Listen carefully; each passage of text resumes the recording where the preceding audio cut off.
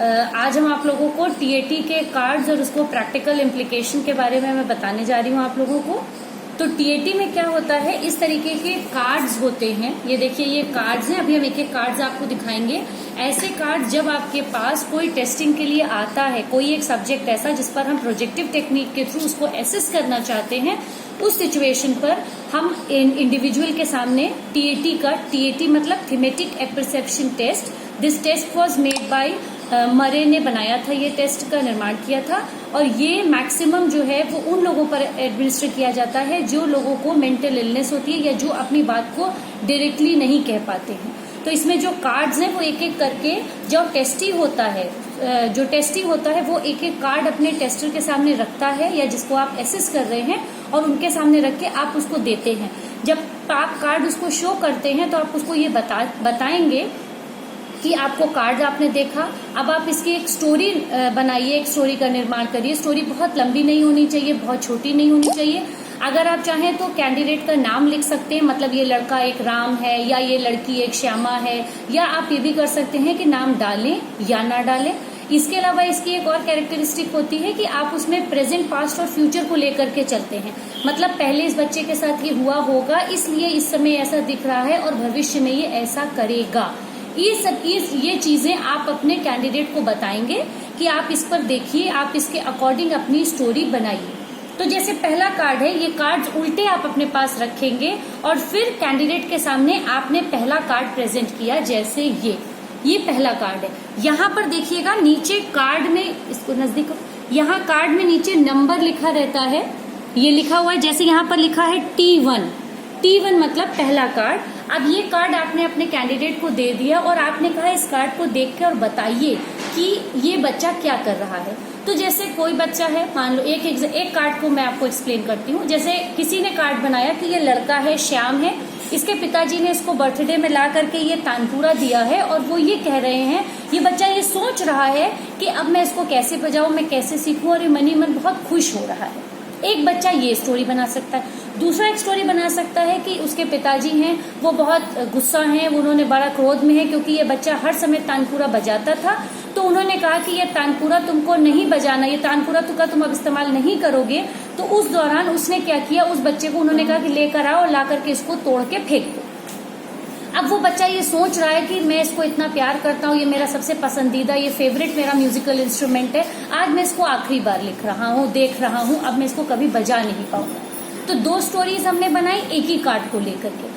अब इस पे आपको ध्यान क्या देना है कि अगर ये ऐसा कार्ड, अगर बच्चा कोई पॉजिटिव बना रहा है, इसका मतलब वहां पर क्या है, पहले वाले में क्या हुआ, अगर कोई आप किसी को नाम दे देते तो इसका मतलब वो बच्चे का जो थॉट प्रोसेस है वो बहुत क्लियर है, क्योंकि वो नाम दे पा रहा है। किसी का भी नाम राम है, श्याम है, गीता है, दे पा रहा है। अगर वो कहता है ये लड़का, इसका मतलब कहीं ना कहीं पर उसमें आइडेंटिटी क्राइसिस है पहली बार। दूसरी इंपॉर्टेंट बात इसमें आ जाती है कि जैसे आपसे मैंने कल जो बताया था मैंने प्रोजेक्टिव टेक्निक के बारे में, कि इनडायरेक्ट स्टडी होती है।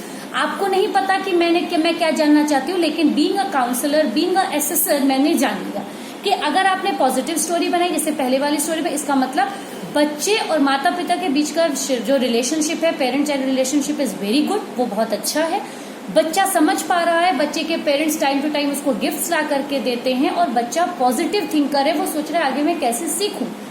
इन द सेकेंड केस, जो सेकेंड स्टोरी हमने बनाई थी, उसमें क्या हुआ, आपने ये देखा कि बच्चे को ये हुआ कि मेरे माता पिता को तोड़ दो। जैसे याद करिए, सबने वो मूवी देखी थी सीक्रेट सुपरस्टार, उसमें क्या था कि उसको बच्ची बजाना चाहती थी लेकिन उसके पेरेंट्स, फादर का सपोर्ट नहीं था। तो वैसी कंडीशन में क्या होगा, आप डायरेक्ट पूछेंगे तो वो बच्ची नहीं बताएगी कि मेरे पिताजी तोड़ दिए हैं इंस्ट्रूमेंट या वो ऐसा करते हैं। बट ऐसी फ्रस्ट्रेटेड बच्ची जो सबसे गुस्सा दिखाए, मारपीट करे, टेंशन दे, उसको हम इस तरीके से इस फॉर्मेट के थ्रू पता लगा सकते हैं। इसी टेक्निक को कहा जाता है थीमेटिक एपरसेप्शन टेस्ट या टीएटी के थ्रू एनालिसिस करना। अब देखिए एक एक करके मैं आपको कार्ड देगा। This is called number 1। Now this is called number 2। ये एक सीनरी का सीन है, इसको आप इंटरनेट पे भी ढूंढेंगे तो आपको मिल जाएगा। जैसे ये लिखा हुआ T2, ये सेकेंड स्टोरी है आपकी। This is T2 second story. Now coming on to third में। अब थर्ड में आप देखिए दो कार्ड्स दिए गए हैं। कुछ ऐसे इसमें हैं जिसमें दो कार्ड्स होते हैं। यहाँ पे इधर देखिए T3 लिखा है MB, मतलब मेल फिगर है, और T3 ये लिखा हुआ है, FG लिखा हुआ है, मतलब फीमेल फिगर है। मतलब अगर एक बच्ची है, फीमेल है, तो आप फीमेल के साथ, उसका माता के साथ पहले रिलेशनशिप को वो करेंगे, स्टोरी बनाएंगे। और मेल अगर लड़का है तो आप उसको मेल के अकॉर्डिंग उसको स्टडी करेंगे या डेवलप करेंगे। अब क्या होता है, हम चले गए फोर्थ में। फोर्थ में भी सेम तरीके से देखिए है, फोर्थ में भी सेम होता है। T4 में MB मेल फिगर और T4 में FG female figure.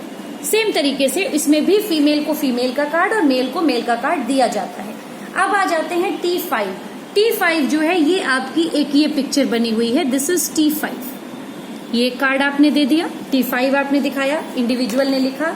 Now coming on to T6।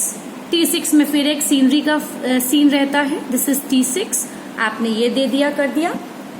Now T7। T7 में आप देख रहे हैं कि ये T7 लिखा हुआ है, एक मेल है, एक फीमेल है, और एक कोई थर्ड फीमेल जो है वो विंडो से देख रही है, she is peeping from the window. ये एक होता है।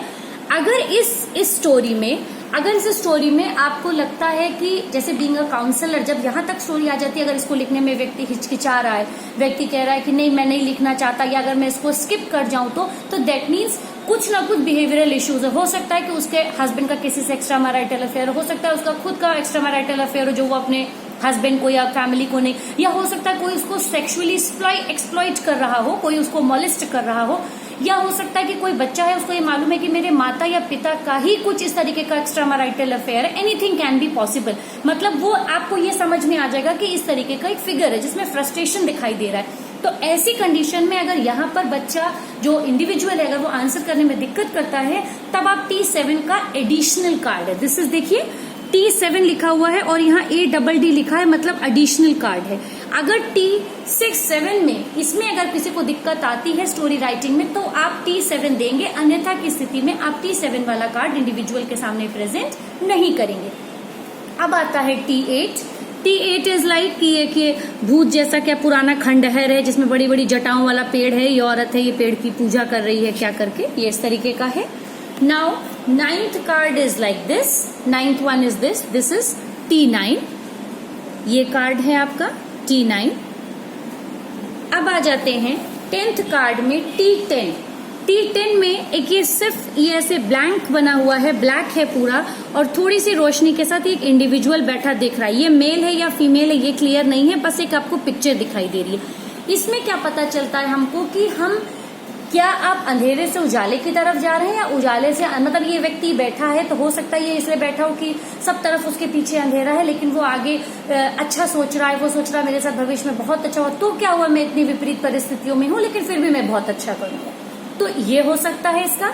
और लास्ट कार्ड इसका दिया जाता है T8 का, this is blank card, blank. ये कार्ड आप दे देते हैं इंडिविजुअल को और आप इसमें कहेंगे सब्जेक्ट को अपने कि आपकी जो मन हो आप वो स्टोरी लिखिए, वो आप फूल, पेड़, पत्ती, व्यक्ति के बारे में, किसी रिलेशनशिप के बारे में, मतलब individual is free to write whatever that person wanted to write. ये हो गए पूरे T8 के cards. That's it, thank you.